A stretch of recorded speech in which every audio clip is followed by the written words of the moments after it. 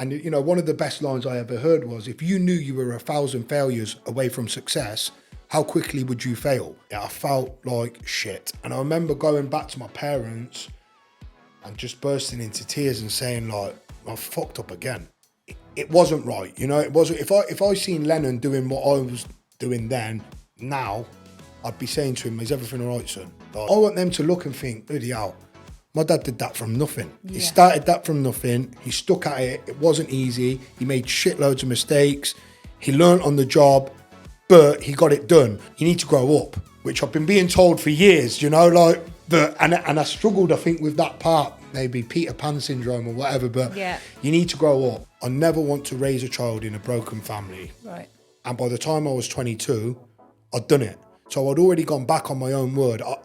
And that's a common theme. I was letting myself down more than anyone else. I wasn't sticking to things. I'd say I'd do something and I wouldn't do it. I'd say I'd be there and I wouldn't go. And I think I'd probably just convinced myself that I was full of shit. Welcome, Joe. Thank you very much. How are you feeling? Excited, yeah. Good. It's good to have you here. And you are the first guest in our brand new studio. I've not been here in this studio before, so it might look a little bit similar to the usual kind of YouTubes, but there's a bit of a different backdrop. So you are the very first guest, so welcome. Thank you very much. So for anybody that doesn't know you, you are the founder of Get Fruity, so you're a business owner. Correct. And I want to hear all about that and how it started and any bumps in the road along the way. But if my followers don't know who you are, don't know what Get Fruity is, give me an insight into just your life up until now, right, and then we'll sort of focus on the rest of it afterwards. Yeah, okay. So as you said, my name's Joe, founder of Get Fruity. I'm a dad. I'm a partner. I've got a girlfriend, family man. I love sports. I love healthy lifestyles. Yeah, and I love building things. I love creating things and learning. Wow, love that. So, yeah. So you've got 2 children. Are they? 3. You've got 3 children. Yeah, so are they little? Are they teenagers?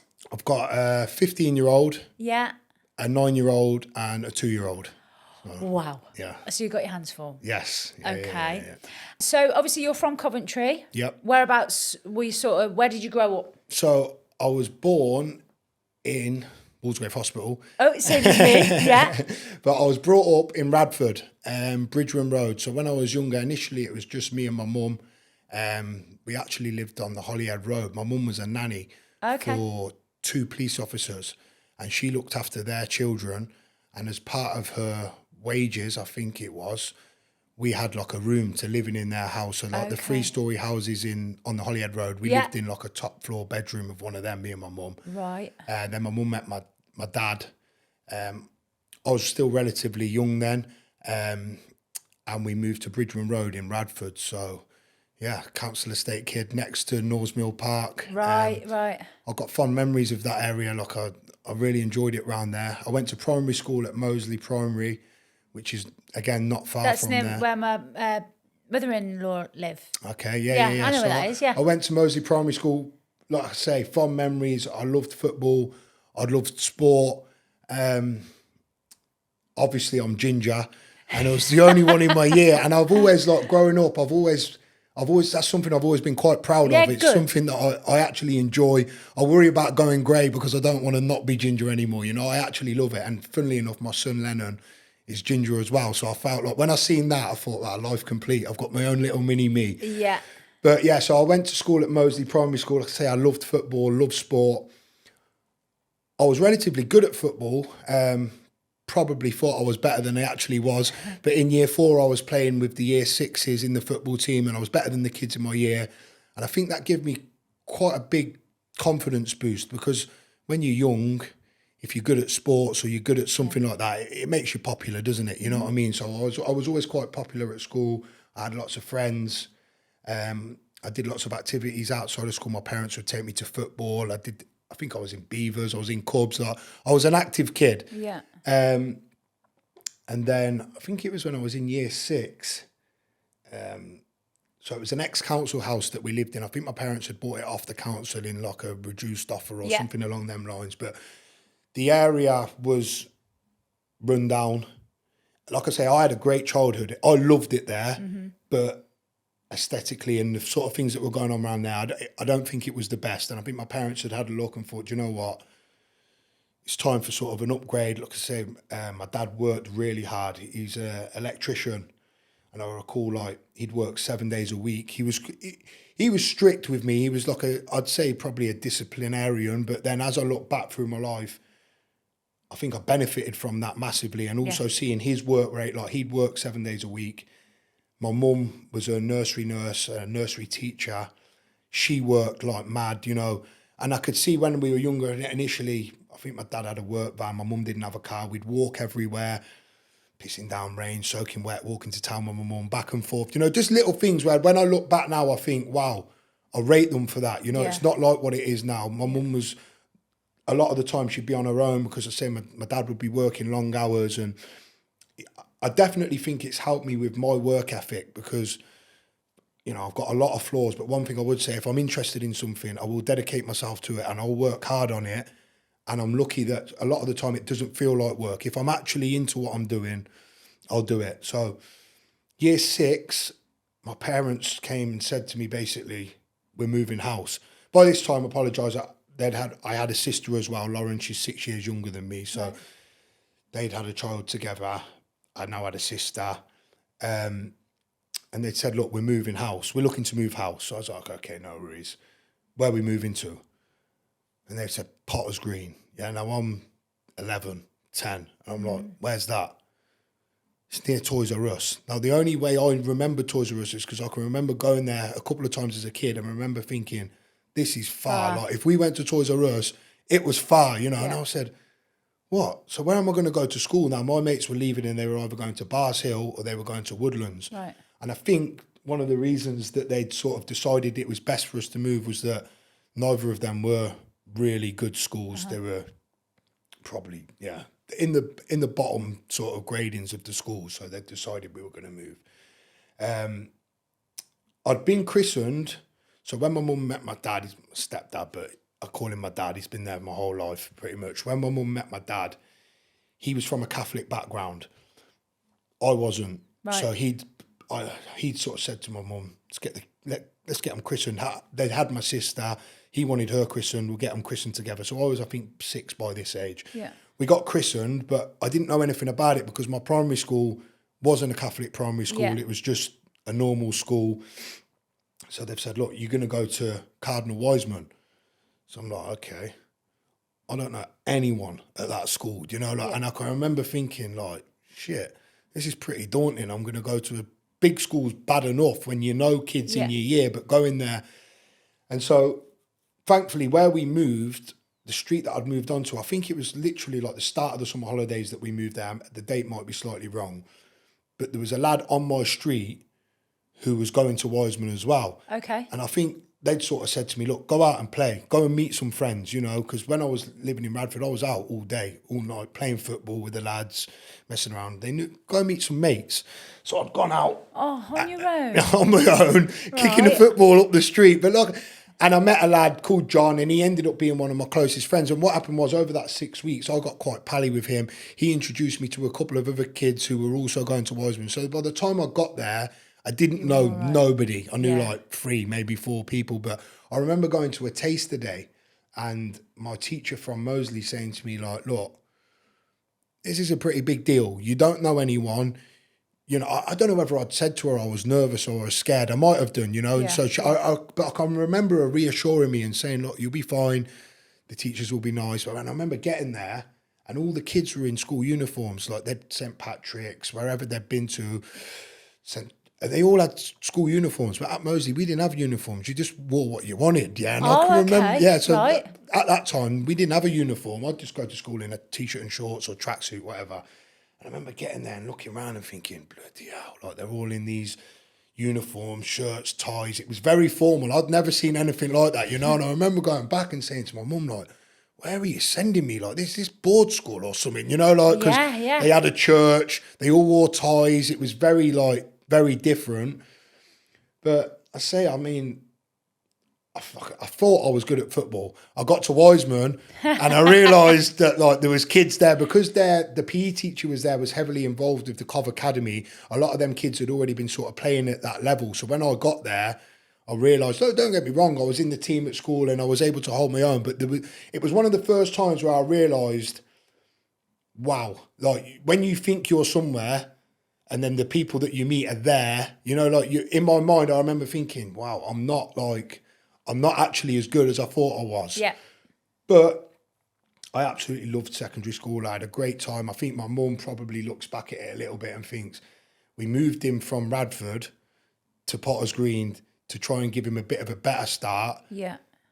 And I think what probably happened without them knowing was that Cardinal Wiseman's catchment area is Woodend, Bow Green, Potters Green, Stoke Oldham or Stoke. I don't know whether the people I met there were, I don't like to use the word worse because some of them were my best friends. Yeah. But I don't think it was the upgrade that they thought they were providing me with, if that makes sense. Good explanation. Yeah, so when I sort of got to school and met the people I was in and around, I quickly realised that these kids are just the same as the kids that I was knocking about with in Radford. They were poor as well. They were up to no good. They were lovely, but I don't think it was what, like I said, I don't think it was what my parents thought it was going to be. Right. Then throughout school, I think at primary school, my mum would say that she's told me you were an angel, you were very attentive, you were very, very good. But I don't think academically I was that bright. I think, and even now, if it's something that I'm not interested in, I find it very hard to concentrate. Okay. I find, and it to the point where I assume for other people it could probably look rude. Like I can remember have my dad sitting me down and trying to teach me things, maths, stuff like that, and I can see the frustration in his face now because although I wanted to understand what he was saying, it just wasn't going in. It didn't go in. And I think back then as well, things were very different. And like I say, they were busy, they were working hard, they were probably on the breadline. And I feel like the way education was put to me just completely put me off it. Okay. Yeah. So I knew that by getting things wrong, just pissed people off. And I wasn't purposely pissing people off, but the more I felt like that, the less I wanted to be involved with it. Yeah. So I think what happened at secondary school was because I sort of had that mindset, I've done a lot of work on myself in years gone by now where I realised what the little things were because I related getting things wrong with punishment, basically, with a bad thing, with like, how many times do you have to be told? And not just from my dad, that was how school was as well. You know, it was very different. So I think what I did was to deflect that, I just messed around. Or you just didn't try as much. I was just naughty because I knew if I got kicked out of class, it would save me the embarrassment of having to get the answer wrong. If a teacher had said something 4 times, wrote it down on the board, and it weren't just maths, science, whatever, and I knew it wasn't going in, I'd think if he asks me and I don't know, I'm going to feel like an idiot. Right. So I'll mess around, get kicked out, or I'll mess around to the point where the teacher just thinks he's not worth the effort, leave him alone. And looking back, I genuinely think that's what happened. So I left school with pretty much nothing. I think, I say that, I got a B in IT, and that was because one of my friends in my class did my coursework. So I went in. Same as me. Same subject as well. I went in with a C, and I think I only had to spell my name right to get the B, and I got it. Yeah. And then the other one I got a grade in was RE, where I got a C. And like now, I believe in God. My faith's strong. I go to mass with my children. So from someone who wasn't predominantly from that sort of background, I think one of the things that Wiseman did teach me was faith, because like a lot of my friends, they'd done their communions, they'd done their confirmations, they all believed in God. Right. I didn't really have an opinion on it because I didn't know. At Moseley, we didn't do RE. Yeah. You know, it was totally different. In religion, a lot of it's opinion. A lot of it's, you know, it's not stone cold facts. I'm not trying to upset anyone when I say that, but you know, so you were free to discuss your opinion and write answers down without it being wrong. Okay. So I think I felt a lot more comfortable in that because I knew my RE teacher, who was lovely, by the way, would read it and think, oh, wow, that's how you see it then, Joe. Yeah. Like, instead of it being right or wrong, it was, okay, that's interesting. Well, what about this? And I thrived off that. So I knew when I went into RE, I could write freely what I thought without someone saying, you've been told 15 times that Jesus had 12 disciples. How do you not know it? Yeah. It was a lot more relaxed. So, and you didn't then need to protect yourself by thinking, I don't want to get this wrong and be punished for it, so I need to mess around and get kicked out of the class or whatever. Yeah. You knew you were safe, essentially, to have your own opinion and your own mind. And at the time, yeah, exactly that. At the time as a kid, I didn't know that. I wish I did. I wish when because my RE teacher would sit me down and say to me, Mrs. Main, her name was, she was lovely, and she was an older lady, very, like, sort of grandma-like. She was lovely. And she'd say to me, because she was one of the, like, heads of year, she was involved in the year heads and stuff. Why does your report card say this, this, and this, and this from all of these different teachers, and then you come here and you're one of my best students? You know, I wasn't obviously one of the cleverest, but you participate, you're involved. And now it's only through doing work on myself and talking about things that I've realised I was shit scared of getting things wrong. I didn't want to look like an idiot. Yeah. Even as I grew older, that continued. It wasn't until I started having sort of counselling and things like that where I was speaking about stuff that I realised I was petrified of being wrong. I knew if someone had told me something and I didn't understand it, I now know I should just ask and ask and ask. But then as a child, I didn't. And I carried that into my later life for a long, long time. Well, I want to hear all about like the education and stuff that you've done for yourself. But when you left school, what was your plan? Did you have a plan? So I'd spent the whole time at school pissing about, basically. I was never majorly naughty or horrible to people, but I just wasn't present. I only cared about playing football, going out with my mates. I think things are very different now, but look, at 14, 15, me and my mates were out. We were going downtown. We were getting into pubs, and we were up to no good, basically. I was going to Cov games. I look back and again, I love it all. I love it. I love that I did it all, but it's not what I'd want for my children now, if I'm honest. Yeah. So I got to the end of the school. I'd done nothing. I had nothing. And by some miracle, one of the teachers said to me, look, you can come back and do sixth form if you want. Like if you, I think what I had to do was agree to do English, maths, and science again. I could go back and do it. Yeah. So so I wasn't horrible to the sense that they didn't want me. They obviously seen something in me. Yeah. And I remember going home and like my parents saying, well, what's going on? I said, I'm going to go back to sixth form. You fucking ain't. And I was like, what do you mean? He said, you've just spent the last 5 years pissing about. You've done nothing. There's no way you're going back for another. And again, like I look at that now and I'm grateful for it because I would have just gone back and pissed around for another 2 years. Well, I didn't know any different, you know.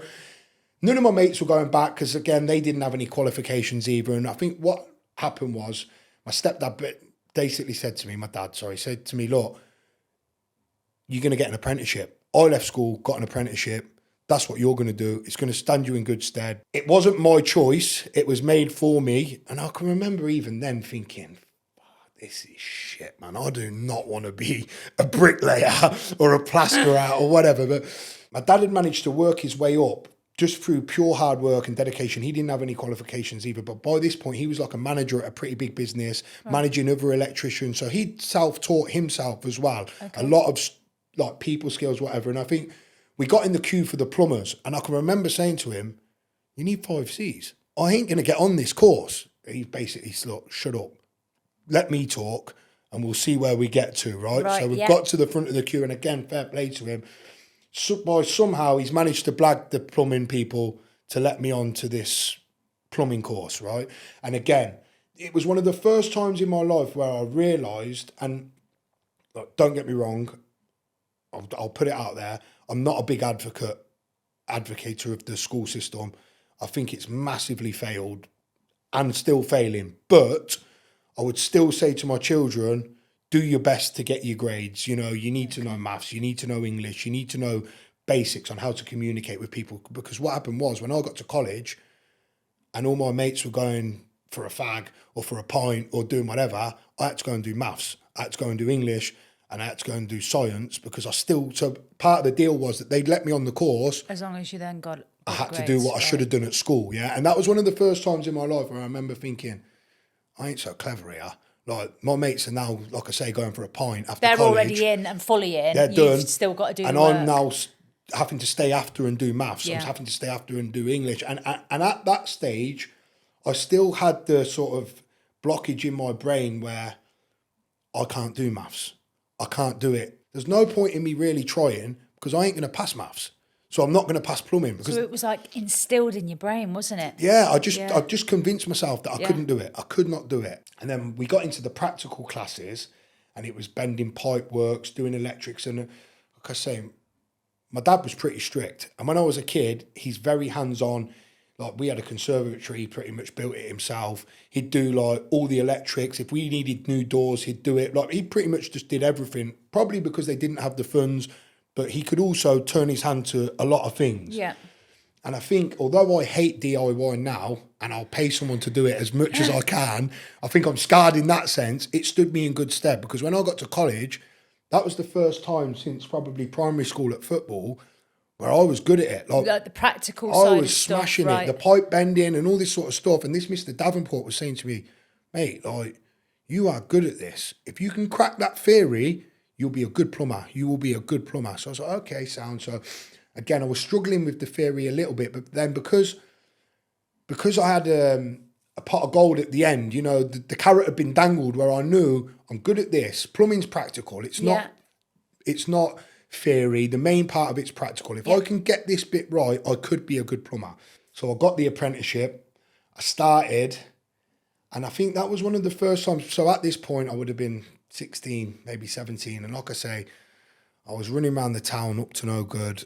I was around, I've always sort of been around people who are older than me. I was in groups of who were men really, probably in their early 20s. I thought I was a bit of a Jack the Lad. And so my confidence around these other people wasn't low. I was sure that I could hold my own as a man. Yeah.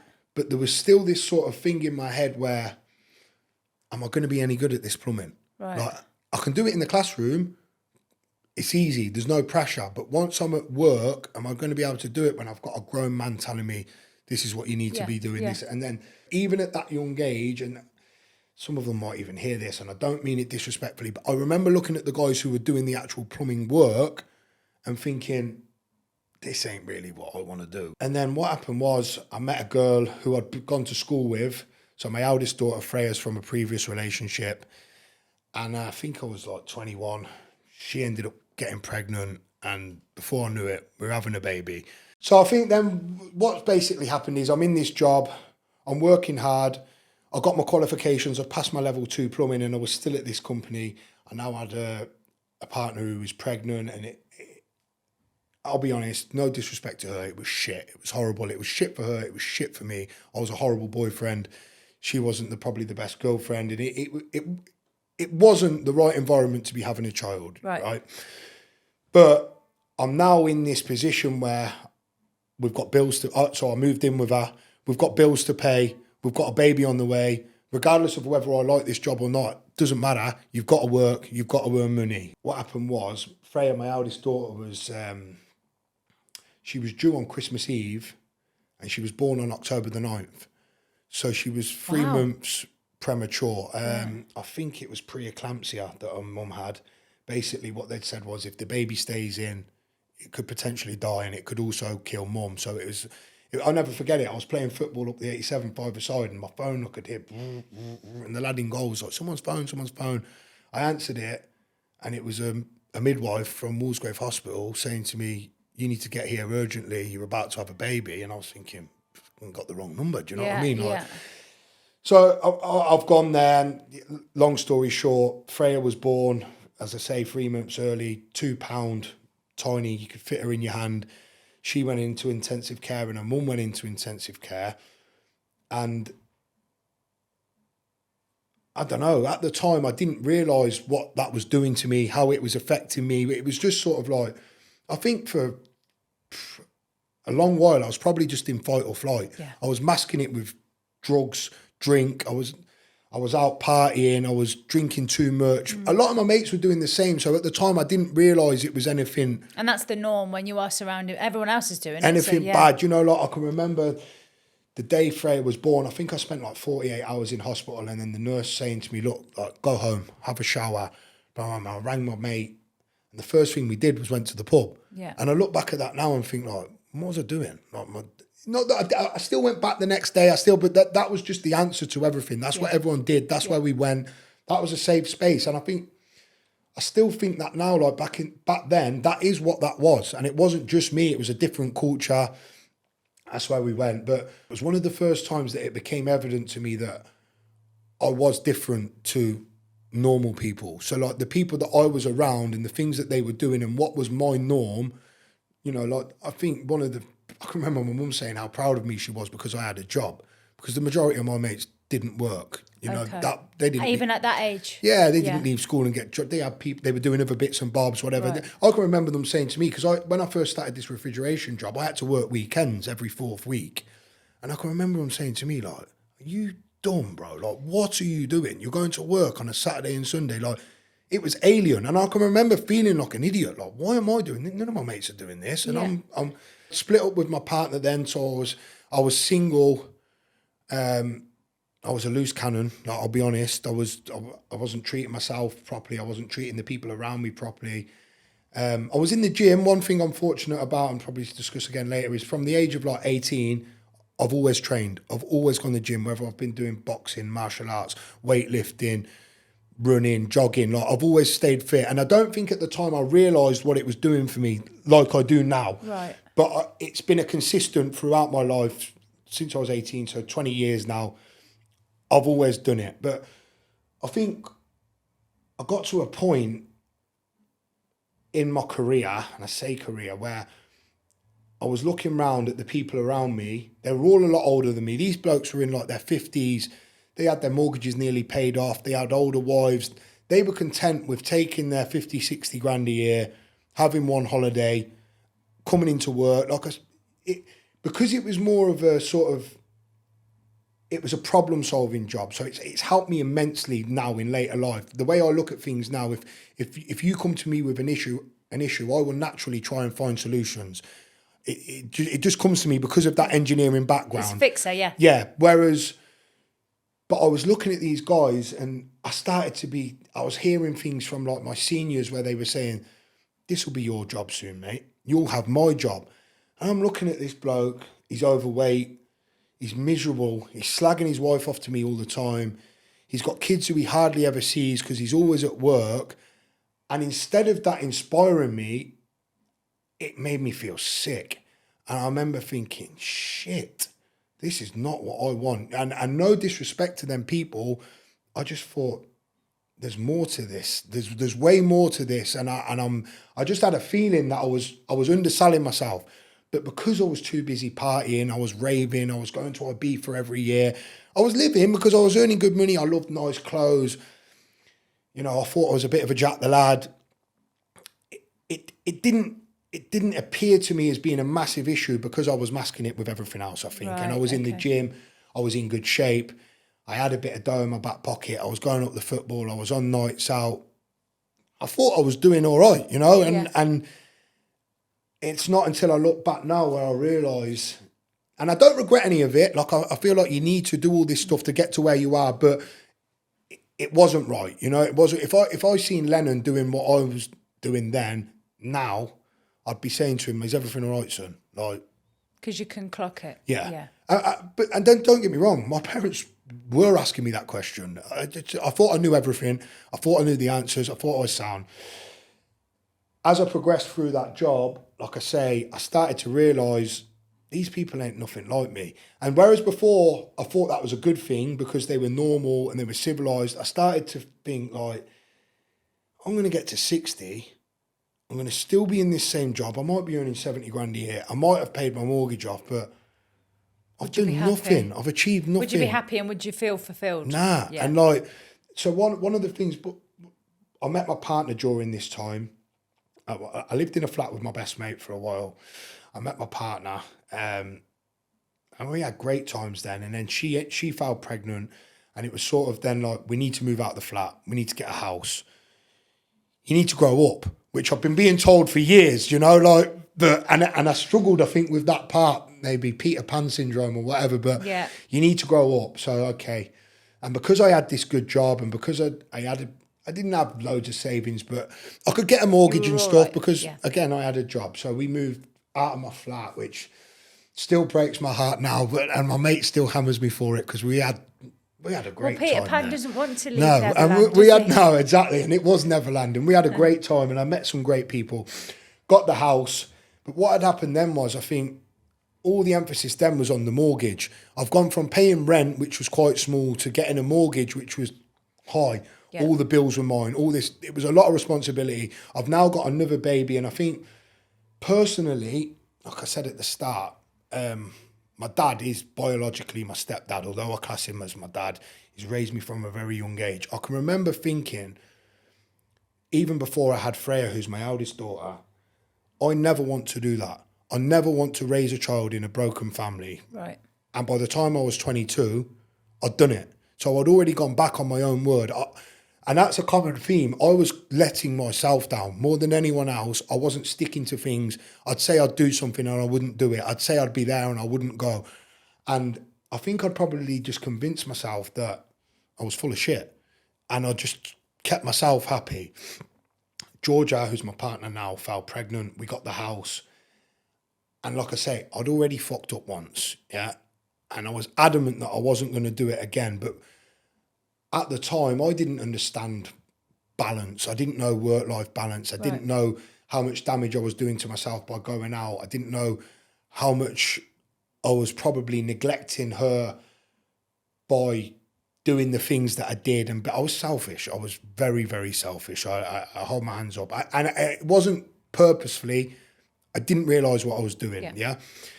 We had Layla, and to cut a long story short, I managed to fuck that relationship up as well. And before I knew it, I had this massive mortgage in this house in an area that, again, I internalised it for myself.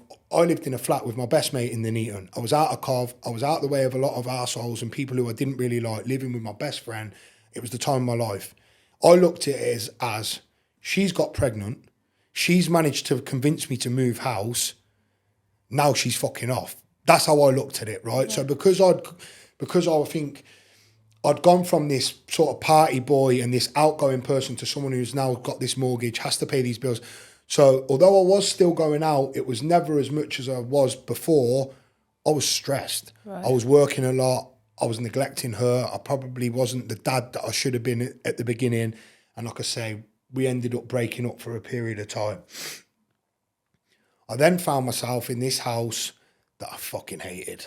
I'm living in Wycombe. Because you were resenting it. I resented it. Yeah. I lived in Wycombe where I'd been brought up for a long period of my adult life. I had a lot of friends around there, but the memories that I had around there were like session, pubs, fighting, no good, like up to no, just things that young lads do, but it wasn't where I was trying to go. Yeah. I'm now in this house that, like I said, I felt like she'd made me move to. I didn't actually want to do it, but here I am. Now you fucked off. And again, I'm not blaming her. I was an arsehole. There was more to it. She was well within her rights to go. Yeah. But I remember for the first time in my life thinking, I don't know whether I was depressed, but I was sad. Yeah. And normally, whether I was masking it with alcohol or whatever, but I was quite happy. I was outgoing. I was the person that people would speak to if they were down. Yeah. There'd never been a chink in my armour that I'd shown to other people. I was vulnerable. I know now that I was. But at the time, I didn't know that. I thought I was bulletproof. And I initially thought, she'll be back. Do you know what I mean? Right. She'll be back. Yeah. But then as the time went on, probably a month I'd find myself I was like a zombie. I was going to work still. I'd go to the gym, but I'd be in the gym for maybe like 2-3 hours, and I wasn't training. I was like punishing myself. Like I was trying to hurt myself, basically. I'd go into a bit of sparring, and I don't know whether it's because I was numb. I didn't feel anything. I don't know what the term is.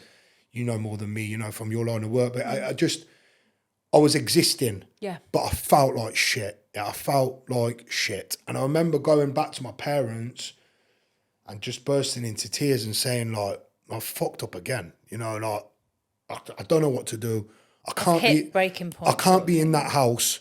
It's killing me. I'm sitting in my daughter's room, sobbing my heart out.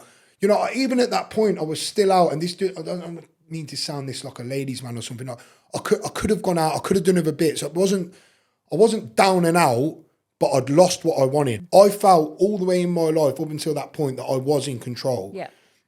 Then I felt like I'd had the rug pulled from under my feet, and nothing I could do could change it. And I thought, shit. So, like I said, I went back and I said to him, look, I'm fucking lonely, man. I'm upset. I was never suicidal. I've never ever thought like that. But I knew I was down. I was going to bed and I was waking up tired. And I'm thinking, I've slept for 8 hours. I'm drained. I'm knackered. Yeah. What the fuck is this? And but when you are emotional, it does take its toll on you physically. Exactly. And I didn't know that at the time. I'd never, like I said, I'd never felt like this. And at the time, like I said, I had a big group of mates. I've always been very popular. I drank in the Painted Lady in Woking, so it was close to my parents' house. And I could go there and there'd always be someone in there that I'd know. It was cheap. Like I say, I had money. So I'd have my dinner in there, a mixed grill. I'd have 4 or 5 pints. Then lockdown came and COVID hit. And I remember being at my parents' house. I still had my own house. I could have gone back at any time, which is crazy when I think about it now. And I didn't. It sounds as though you were sort of associating it with, it wasn't what you came there for. You came there as a family unit. That then wasn't the case at the moment. So you probably associated it with somewhere that you just didn't want to be. Yeah, I can't articulate it that well, but I assume that's 100% what it was.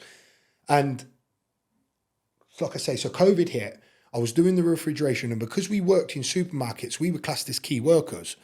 So I was still able to go to work, which was such a blessing for me because, as we'll learn later on, I struggle to sit still. I don't relax easily. I struggle to sit down for long periods of times. I don't like being cozy.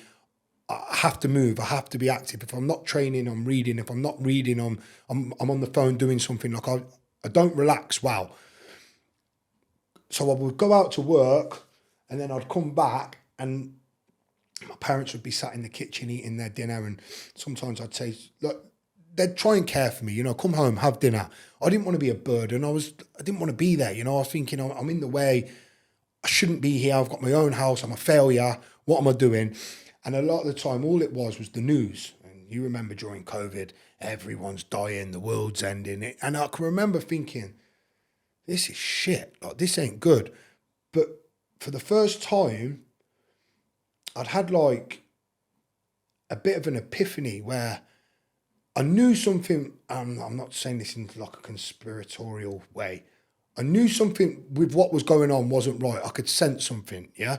And I had a friend who had been through some counselling. He'd had a bit of a difficult time earlier on in his life. Right. And the guy that he'd had it with was actually a guy called Tony Summers. And if you're listening, Tony, I thank you so much. And he was an ex-doorman, an ex-fireman, and he'd gone into counselling. But he is a double hard bastard. Like, he was a black belt in all sorts of stuff. I respected him, right? And I trained with him a couple of times before at Red Corner when I'd done boxing and I'd done little bits and bobs. And the lad had said to me, like, Tony does sort of therapy. And I said, I don't need therapy, mate. Fuck off, I'm not doing that. And he's like, oh, okay, no worries. Anyway, he must have had a word with him and said, look, Joe's struggling. The next time you see him, try and speak to him, see what he says. Yeah, so I remember I was in Red Corner training one day and he come over to me and we'd go into like the dojo and do grappling and whatever sort of thing. And one day and he said, like, we're going to just talk today. And I was like, what? I said, I ain't come here to talk. I've come here for you to twist me up in knots so I leave here with my mind not racing. And I've released whatever it is that I'm feeling, And so what started happening then, without my knowledge initially, was that I think it was cognitive therapy that he was performing with me. And he took a bit of a shine to me. And like I say, he helped me immensely. And I was discussing the problems I was going through and I was telling him about my ex-partner at the time, and I had a lot of hatred. I felt like she'd betrayed me. And one thing through my whole life, I like to think, I've got friends who I've had my whole life. I'm a loyal person. If I back you, if you're my mate, I'll back you. I don't like to do wrong by people. I like to make sure I'm God-fearing. My faith's strong. I believe that if I do right by people, even if they don't repay me, the universe will. I'm a big believer in all that sort of stuff. So when I'm speaking to him, and he's started to say to me, listen, like, you're your partner's got her own issues and you've got your issues, but you're internalizing everything here. Like, until you fix yourself, nothing is going to improve, right? So until you open up, until you understand what your problem is, like, so he'd use the C word and call it my C button, right? And so as he got to know me, he'd say, so I'd go in there, I'd have been uptown at the weekend, I'd come in to train with him, I'd have a black eye, I'd have a fat lip, and you're doing it again. Like, what are you doing? You're self-sabotaging. This is exactly what's happened here. You've gone into a pub, someone said something, I can't fight, I'm not a hard man. It's not that. It was just that I think I was numb. It's like I wanted to be hurt. I wanted to feel something, and it was, and I remember my mum saying to me, like, every week you've got a black eye, you've got this. And I think that's why the camaraderie and the stuff that I had with my mates, I loved. And like, I've got a couple of best friends now, like I said, have been my mates for years. And I'd like to think they'd say I was the ultimate best friend, but I didn't treat my partner like that. I wasn't treating other people like that. A select few people I was, but then other people, probably even my parents, I was dismissive. I don't know why. I look back at it now, I'm not proud of it. I look back and I think, why couldn't I see what I was doing? But you are being accountable, though. I will say that. Like, you may not be able to understand or reflect on why you were the way that you are, but it's not easy to sit on a podcast and say, I wasn't the person that I aspire to be. Yeah. I did this wrong, and this wrong. It's not easy to do that, Joe. Yeah. So you may not understand the why, but you can reflect on it now. Yeah. Yeah, okay, yeah. And then so like Tony, I'd go, and then we left the gym then, and I'd go to his house, and sometimes he'd hold pads and I'd punch the pads and he'd speak to me while I did it, and I found that easier than like sitting down like we are now. But he'd get me to do things like he spoke to me about my inner child and things that I was carrying through, and I'd write things down, and then he'd say, right, so if this is who you're saying you are, and this is what you're saying you want, but then these are your actions, they don't correlate, do they? Like, what you're saying you want isn't how you're behaving. And I remember that being one of the first times I remember a penny dropping and thinking, I didn't think I was full of shit because I didn't know this stuff. Yeah. But when he put it down in black and white like that, it made me realise, yeah, he's right.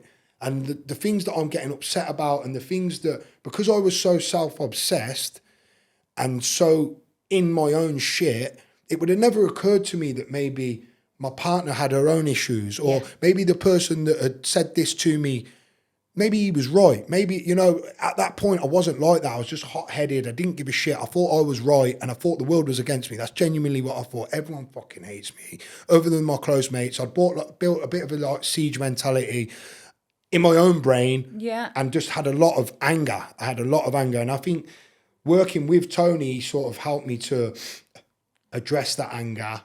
And then he gave me a book, and it was The Way of the Spiritual Warrior, the book was called, and it was about a guy who was good at martial arts, but he'd had his issues in life and whatever. And Tony said to me, and I'd said to him, like, I'm at my parents', I'm upset, I'm sad. They're sitting there watching the news all night. I knew something weren't really adding up with this COVID stuff, and then they'd go on and watch EastEnders, and something started to burn in me where I was thinking, like, I'm not better than this, but I want more than this. I'm not willing to accept this, yeah? So then he gave me the book, and again, like with anything, I think the first time I read that book, I must have read the first page 5 times. Yeah. It weren't going in. And I remember thinking again. And then you're probably getting frustrated that it's not going in. I'm shit. I can't read. Yeah. How the hell am I going to read this book when by the time I get to the bottom of the page, I forgot what I read at the top, yeah? And it's mental because now I've quite often got 3 or 4 books on the go at the same time. Like, I absolutely love it. And I think it's a strong message that I've learnt myself, where it's not that you can't do it, it's just that it's new.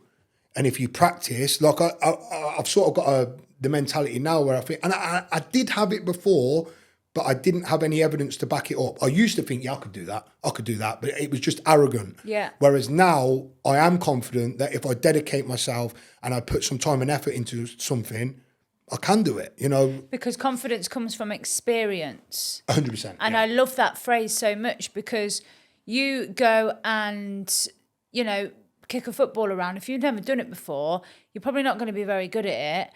And then you're not going to be very confident in it the next time you go because you might think, oh, I'm shit. Same with the educational side of the stuff. So the maths, the English, not ICT obviously, but the kind of this X plus Y equals Z as a formula, i.e.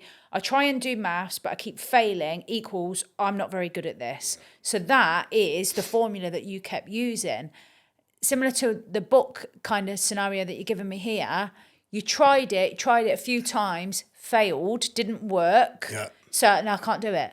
But then once you do it once, you get experience in it. So the Z changes. The Z is, oh, fucking hell, I can do it.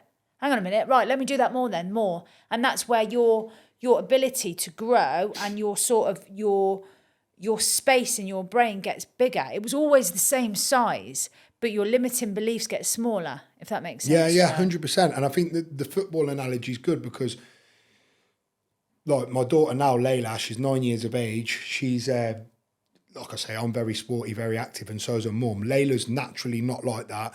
She's quite similar to my mum, where she'd happily sit on the sofa and watch TV and read magazines all day. But because we're active, she's homeschooled as well. So we try and get her to do extracurricular activities. And I think one of the things there is she started playing football now and she's new to it. So she's not great. She's getting better, but she's not great. And I can see my sort of self in her because she'll turn around and say, Dad, I'm rubbish. I don't want to go back. And I feel like a big quest for me now with my children and with other people is, you know, especially with entrepreneurship, where you're taught at school, if you fail, you're stupid. And I felt like that. If I get it wrong, I'm an idiot. Whereas now I'm in rooms with people who are building multi-million-pound businesses. And, you know, one of the best lines I ever heard was, if you knew you were 1,000 failures away from success, how quickly would you fail? Oh, I love that. And that stuck with me now. And because I think to myself, that's right. Like, I'd rather be an idiot for a minute and now say, I don't know. And this is what I'm saying to Layla. Even if you don't go on to be a professional footballer, Layla, the stuff that you're learning and the stuff that you're teaching yourself, that even though it's hard, you go back. Yeah. Even though you don't enjoy it, you know, I'm not going to make her go forever. But if you persist, like what you've just said, you will improve. Yeah. And I think it's a massive lesson, and it's massive for myself. Like I said, when I started reading, then I moved on to sort of self-help books, Mark Manson, sort of like, I've not given a fuck. And then I went on to Jordan Peterson, 12 Rules for Life. So now I'm at my parents' house. I'm waking up in the morning, I'm making my bed.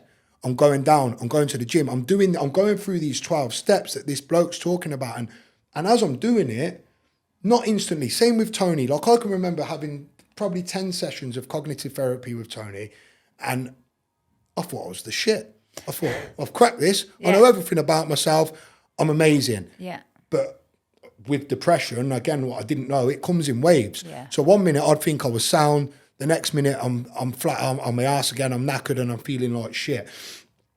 I think as I started to become aware that the little things that I was doing, it doesn't happen overnight, but gradually I was becoming a better person. Gradually I was learning more. People were asking me things and I knew the answer. Or people were coming to me and saying, hey, Joe, what would you do with this? And I remember thinking, fucking hell, like on my Instagram, I'd start posting little passages out of the books that I was reading. Yeah. And people would say, oh, what's this?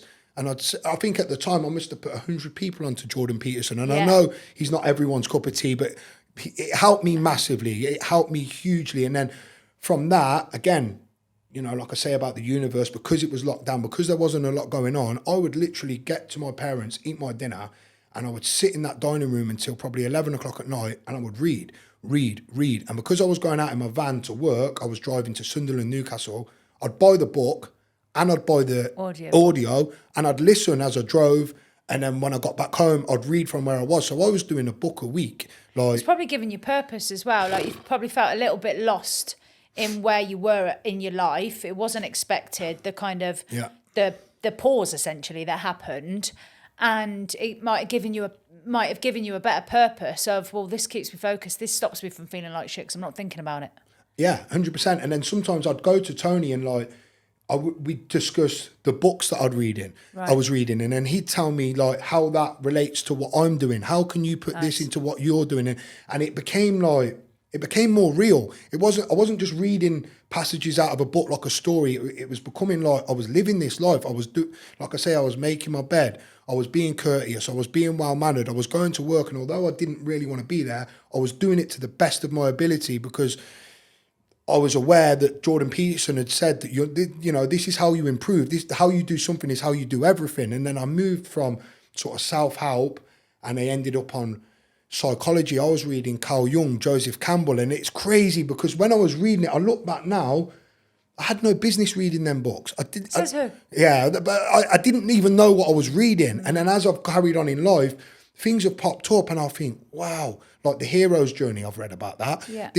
I know that because I've read it and I've been in rooms where people have said, does anyone know about this? And I'm sat looking around, no one knows. Bang. And the mentor's like, oh, so you've read Joseph Campbell? Yeah.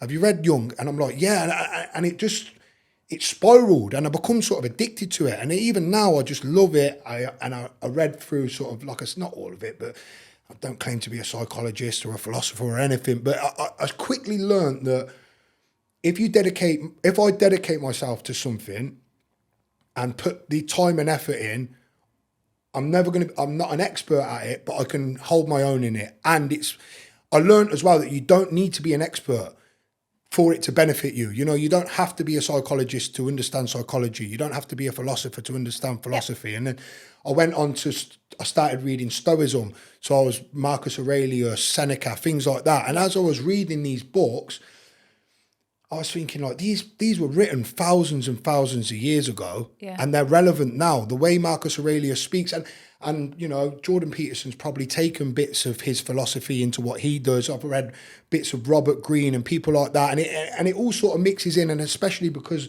like I said before, I believe in God. My faith's quite strong. It all tied in, but I can remember thinking to myself like, this is benefiting me massively. So like in 12 Rules for Life, where Jordan Peterson will talk about how by doing your best benefits everyone. It's not just about you, it's about everyone. And then Marcus Aurelius would speak about what's good for the hive is good for the bee.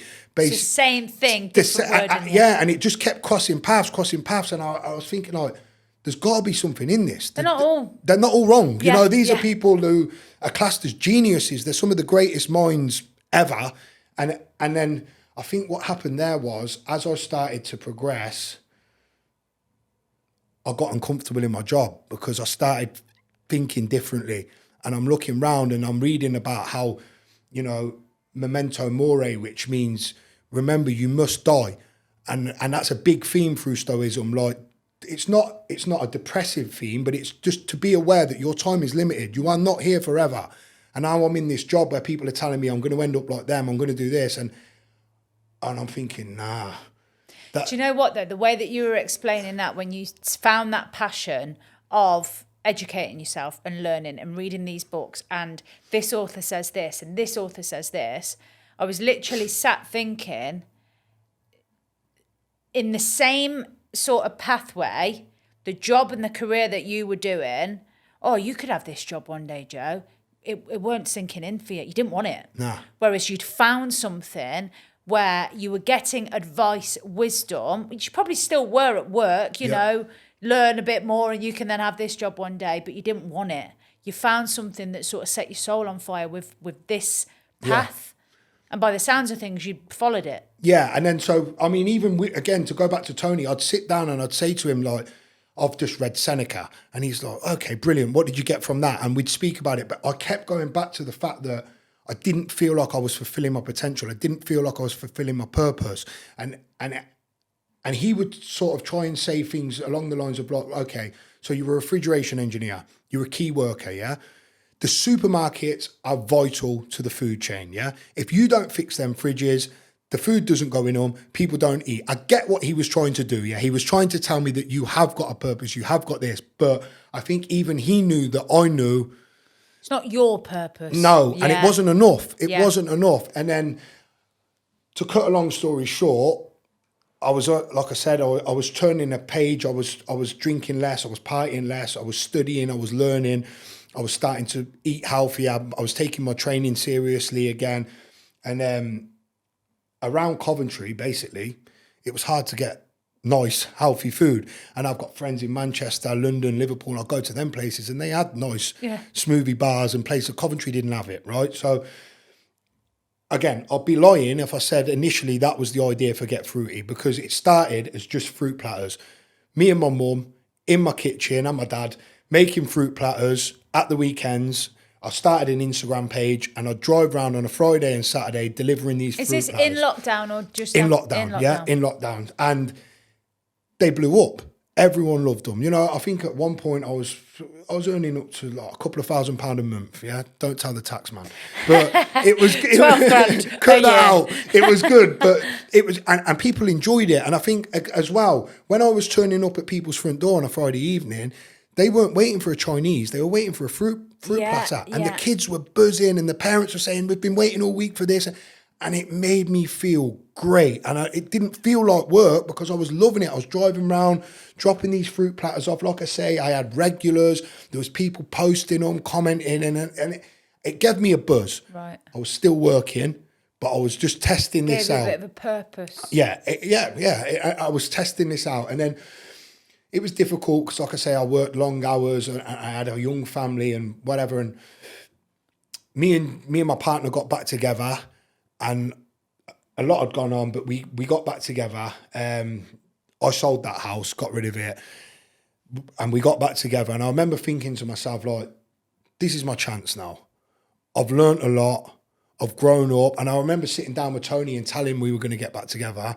And he was like, mate, as your sort of therapist, this is probably going to make me more money, but like, are you sure? You know, because I've been into everything with him and he built a bond with me, you know, and I sort of said, look, I've realised the error of my ways and I feel like if I can be the person I know I can be, it can work. I'm not going to be perfect, I'm still going to make mistakes, but if I can be open with Georgia and explain, this is what I've done, this is the work I've done, I'm not perfect, but look, I am different, I am changing, I am working, and I want to try again, give me a chance, which she did, and thank God, because now we're happier than ever and she helps me. She's a massive, like, integral part of the business.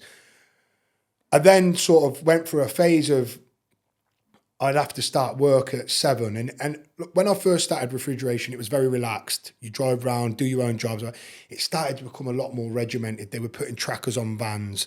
They were, you know, if you had to start at 7:30, if you left at 7:35, they wanted to know why your engine was turned on 5 minutes late. And there was things that were being passed down that as I was picking up knowledge and acquiring more sort of systems for myself, I realised that this doesn't align with me. I can't go on like this. And I said numerous times to my manager, like, if these things benefit the business, if they benefit the customer and they benefit me, I'm up for doing it. But I'm not just ticking boxes, mate. I'm not turning my engine on at 7:30 to keep some woman in their office happy that I've, you know, like I'm a skilled engineer. I'm earning this company a lot of money. If I get home 15 minutes early because the traffic was better than I assumed it was, I don't expect a phone call to ask me why I haven't got home at 5 o'clock. And that's where it was going. Because you were being controlled. Exactly. And it was grinding on me more and more and more. And I felt like I was becoming the person who complained a lot. Not necessarily. That guy. Yeah. The guy that you'd worked with. The guy who I'd worked with, yeah. Not necessarily to other people, but to Georgia. And I wasn't happy. And I knew I was waking up in the morning, I was putting my work boots on, I was pissed off because I couldn't drop my daughter to school. I wasn't home on time for dinner.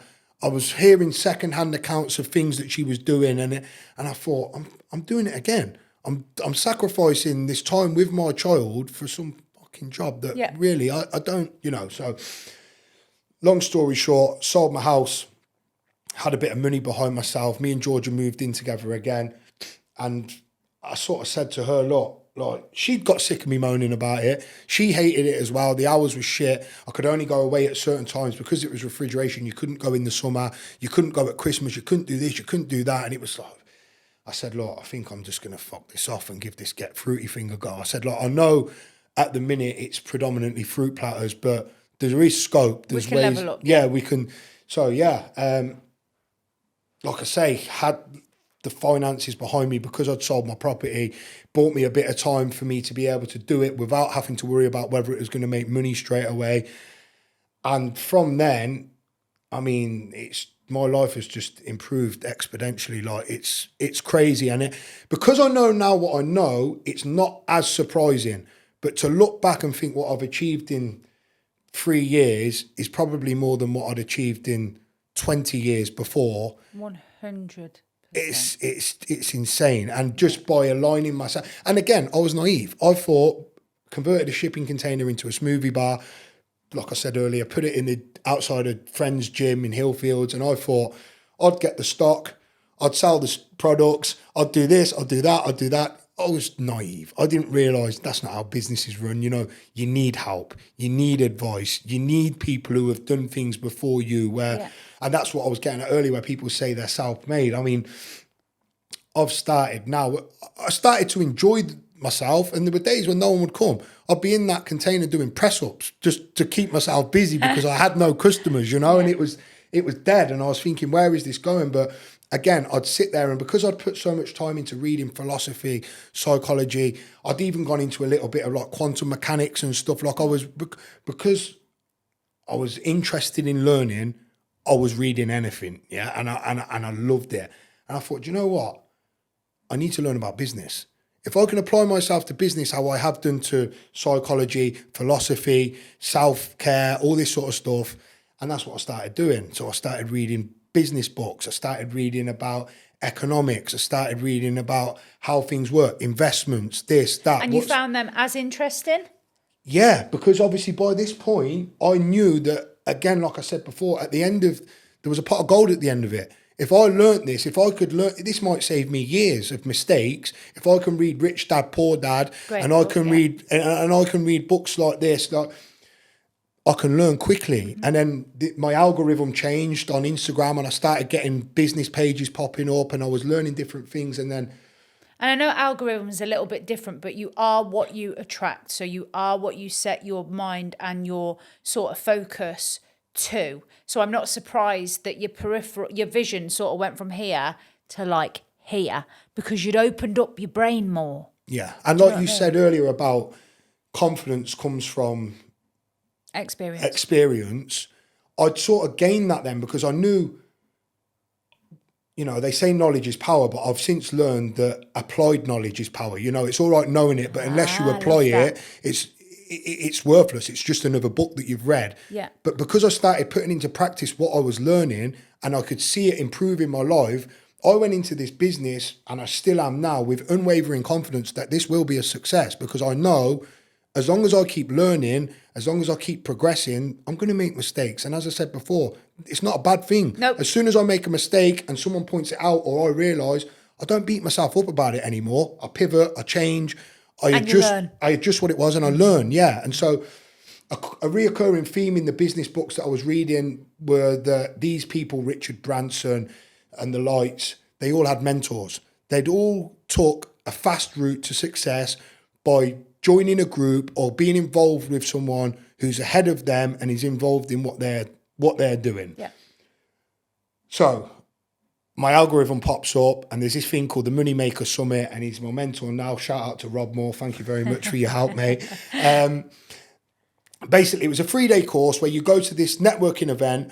The people stood up and talk, and they're all successes in their own rights. Rob Moore's a property tycoon, but he's a lot more than that. He's an excellent guy. And he has people on there who were talking about the psychology of money. Right. It was 3 days long. It was massively out of my comfort zone. Again, coming from where I come from and how I've been brought up, I've always kept my head down because I didn't want to be asked questions. I stayed out of the way. You know, I didn't want to be wrong, or, you know, even in the things that I was doing outside of school and outside of work could have potentially got me in trouble. Yeah. So I'd always keep my head down, yeah? I wasn't looking to network or talk to people. So I went to this 3-day event, and I remember leaving to go to Peterborough at like 6:30 in the morning to get there for 8. And George was saying to me, like, where are you going? Like, what is it? And I was like, I don't actually know, but I've seen his content. Everyone in these books is saying that you need a mentor. It's a fast track to opportunities, yeah. Blah, blah, blah. So I went down. Day 1, there was a guy called Ryan Pinnock. He stood on stage, South African guy, and he talked about how, very similar to me, he'd been a serial fuck up. He'd lost relationships. He'd pushed people away. The opposite, the only thing different to me is that whilst doing all this, he'd managed to become hugely wealthy, right? So he'd made a shit ton of money doing whatever he was doing. But I was listening to him and he was speaking in this room, probably, I'd say there was 80 people in there. And I think I was the youngest in there, I'd say. And I looked around, there's people in their 50s, people in their 60s, people in their 70s. And I remember thinking to myself, I'm impressed by that, because you're 60 or whatever, you're still willing to learn, yeah? And that has stuck with me now. Like, even in anything, I think, I've seen people get to 25 and mentally they retire, they sign off, they get a mortgage, they get a missus, and they quit. And I don't mean to sound that in a nasty way. Some people are really happy with that. And if you are, you do you. Like, that is amazing. But from personal experience now, I think it will never be job done. I'll be happy, but I'll never be content. I always want to learn. I always want to improve. I always want to, I'm more about systems and numbers now, and I'm looking, how can I pinch a little 1% here? How can I do this there? And not just with money, with everything. Mm-hmm. And when I sat in that room and I seen them people, it was the first time I'd ever been in an environment where these people were entrepreneurs. These people were thinking outside the box.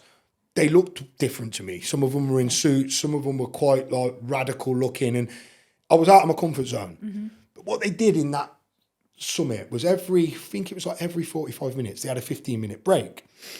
And I remember thinking, this is excessive. I don't, 8 cups of coffee, you don't need that many breaks. And what happened was one of the people who worked there come over to me, and as you see, I'm 6'3", I've got ginger hair, I'm covered in tattoos, I'm quite distinctive. Like I said, I didn't look like a lot of the people there. Yeah. And one of the lads come over to me and said, how are you finding it, mate? And you have to wear a name tag. And it was very uncomfortable. When they went round, you have to stand up. Hi, everybody, my name's Joe. Everyone, hi, Joe. And you have to say a bit about yourself, yeah? And I hated it. That was the first part of public speaking I've ever done, right? Yeah. And I think they could see that I was visibly uncomfortable doing that, yeah? So the guy come over to me and he said, look, why do you think we have so many breaks? And I said, because I thought I was being smart. And I said, because the human brain can only concentrate for 40 minutes. And after that, nothing's going in. Yeah, I thought, bingo, I'm a smart ass. And he went, no. He said, the reason we have this many breaks is so you network. He said, the people in this room are movers and shakers. They're doing big things. Some of them, just because they're here, some of these people are multi-million-pound business owners. You're not only going to learn off us, you need to learn off them. He said, so at the next break, I want you to approach 3 different people, ask them their name, ask them what they do, and ask them why they're here. Ellie, I thought, not a chance, mate. There is no way I'm going up to 3 complete strangers and asking them what they're doing here, Not because I didn't care, because I didn't feel comfortable doing it. Do you know what I mean? But so the next break come, and I did it. And I spoke to 3 really lovely people. One of them I still speak to now. And I explained to them where I'd come from, what my background was, what my business was, and I got speaking to different people, and that was my first experience of being around people who I could speak to about what I wanted to do without feeling like I was boasting or without feeling like I was making the other people feel like shit. Because as much as I love and respect the people around me, there are very few that I look at. It's hard. I don't mean they're uninspiring, but they're not doing what I want to be doing. I'm now in a room surrounded by people who are. This is just normal to them. Me telling them that I want to open a Get Fruity in every city in the UK, and they're saying to me, go for it. Fucking do it. Why haven't you already done it? Yeah, why wouldn't you? Whereas one of my favorite phrases ever is people can only meet you at the level that they've met themselves. Yeah. And this sounds quite relevant to what you're sharing here, is just because somebody maybe doesn't have the same inspiration or the same goals as you, it may not be out of choice. It might be because they might just have learnt, educated themselves and grew to like here. So they can communicate with you to here.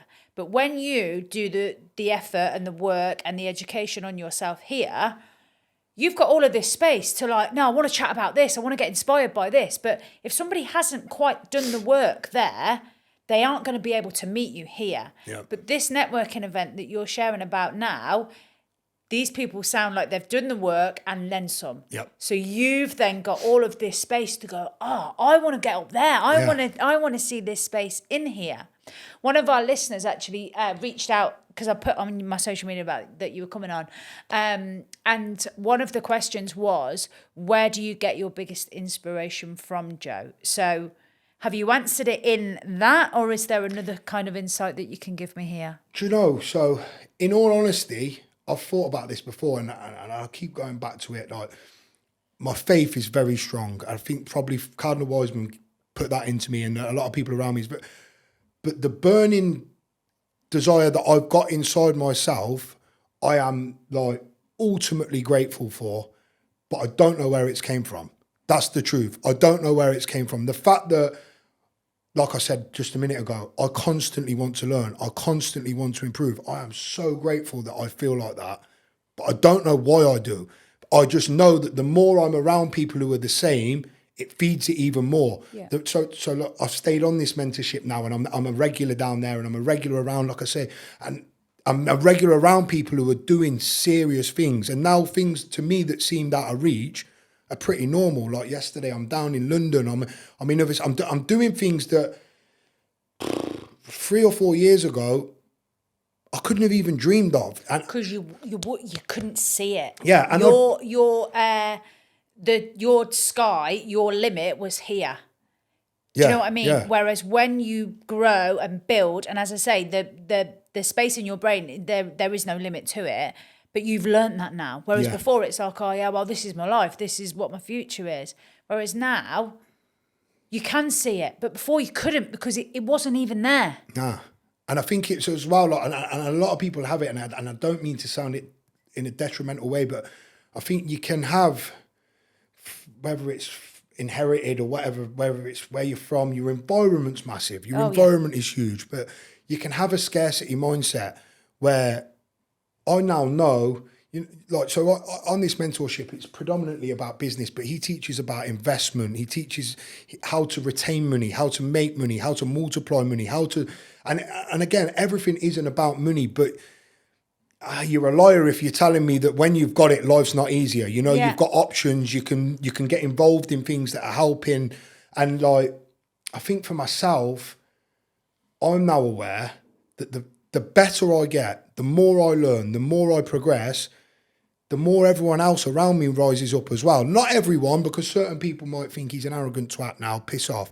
But the people who are close to me and the people who are around me, they're going to benefit from me improving, and to the point now where I'll have people messaging me, what would you do here, mate?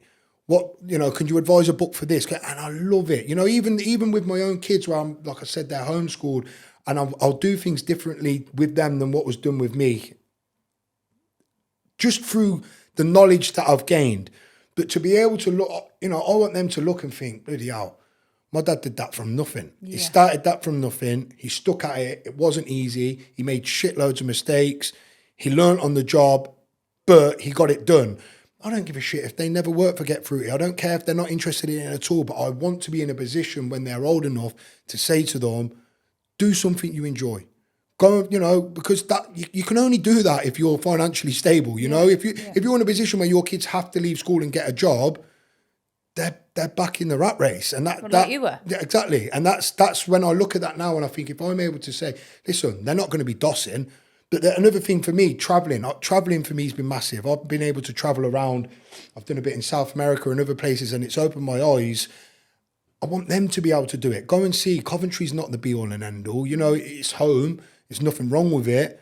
But go and meet new people. Go and join new environments. Go and find out what you like instead of just getting into a job, getting a mortgage and surviving. Good advice. Yeah. One last question, because I can remember them.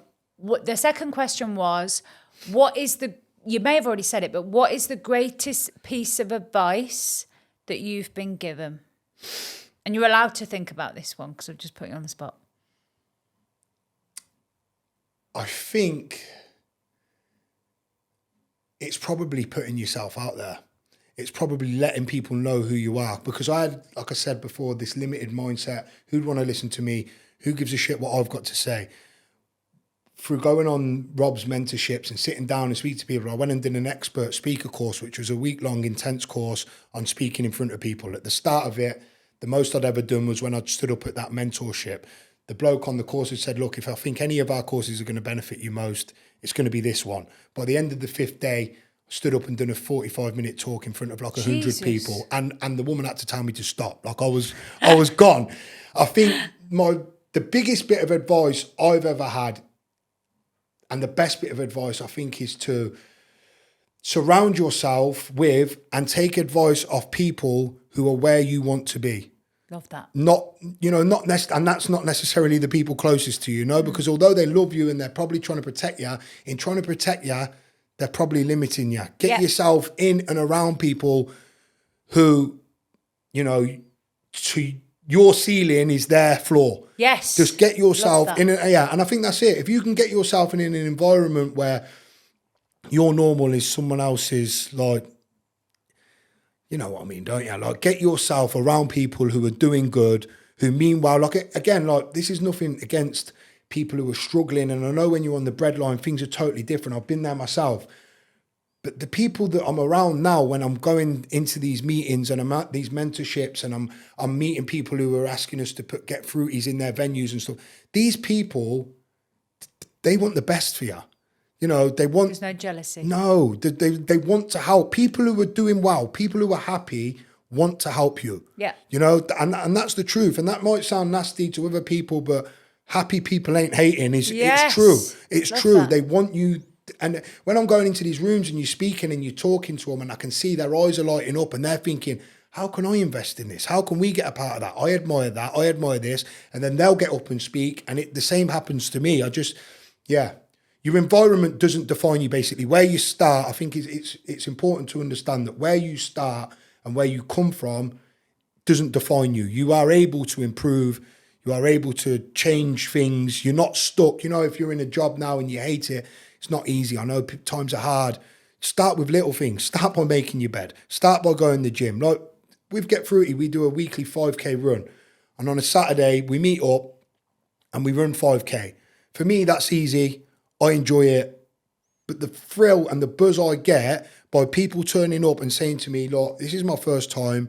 I've never ran 5K. Yeah. Will I be okay? Of course you will. We'll stay with you. We'll do it. Let's do it together. And then we get to the end and I can see, like, they might be slightly overweight. They might have low confidence. And the buzz I get by seeing them say, thank you, Joe. See you next week. And I think, wow. And that's the thing with Get Fruity, where it's not about smoothies. It's not about acai bowls. Of course it is, and it's about making money.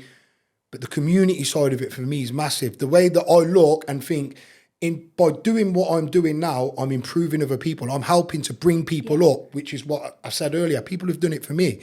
Mm-hmm. Reach back down, pull people up. And the people who come to the run clubs, the people like the young kids who are opening the door for the fruit platters, we've got them now where the parents will say, we asked them if they wanted to go to Pizza Hut. They said, no, they want to go to Get Fruity. I think buzzing. Yeah. I love that. I love that. And the fact that we're helping people make healthier choices.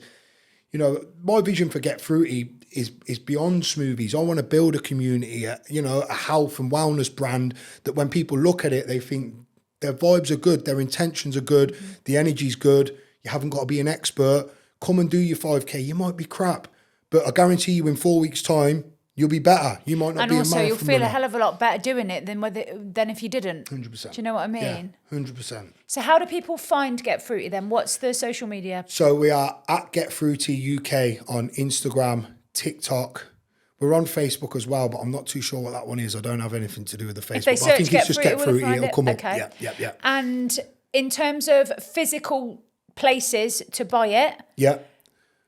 we've got the Hut. Yeah. So at the minute, we've got the Hut.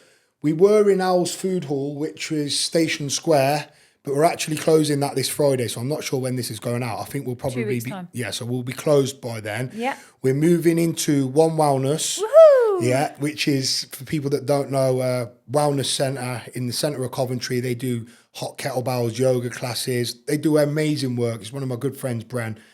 I'm buzzing to be moving in there just because the environment, the people, obviously the customer base. Yeah. It's amazing. It's aligned with Yeah, your brand. and then we're also opening a shop in Resorts World pretty much at the same time, which, like I say, is just mega. It's like, we're in there with Nando's, Five Guys, and that sort of stuff. And I think I said to you before we came in, we're at the stage now where I've learned in the business books that I've read and stuff about compound interest, and I sort of initially just thought about it financially, but I'm now learning and becoming aware that the days that I was doing press-ups in the hut and I had no customers and I felt like packing it in, they're now all worth it, because we're now at a place where people are approaching us and I'm having to say to people, just wait a minute, let me get these right, let me do this, because it's not for a chance of opportunities now. The opportunities are there for us. It's like we've done the work in that stage.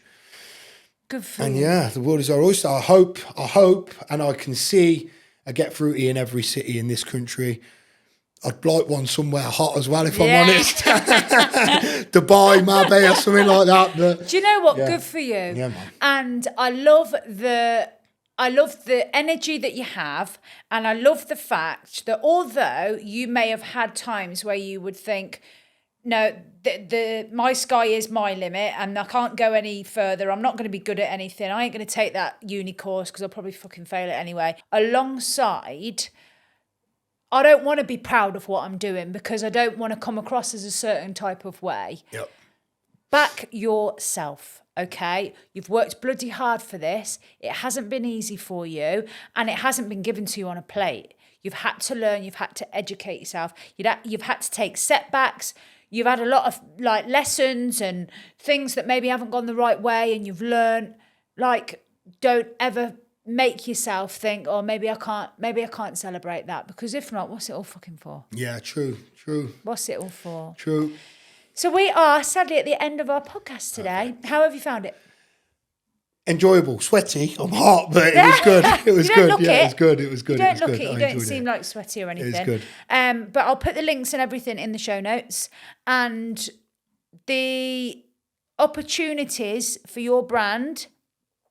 I can't wait to see where this is going. Yeah, genuinely. And that's another thing. I know I said it to you before we came in. I don't want people watching this thinking, I think I'm the finished article, or I think I've mastered it. I haven't. This is literally the beginning for Get Fruity, and I even feel like it's the beginning for me. You know, I'm learning every day. Like I say, it's just about progression, not perfection, I think. Yeah, and you're really honest and you're really relatable as well, Joe. So I think the listeners will think, I want a bit of that. How did you do that? And that's where the questions, people are already asking you, you know, how can you help me with this and stuff like this? So you've inspired me. Perfect. No, thank you All very right, much. so thank you very much. Thank you.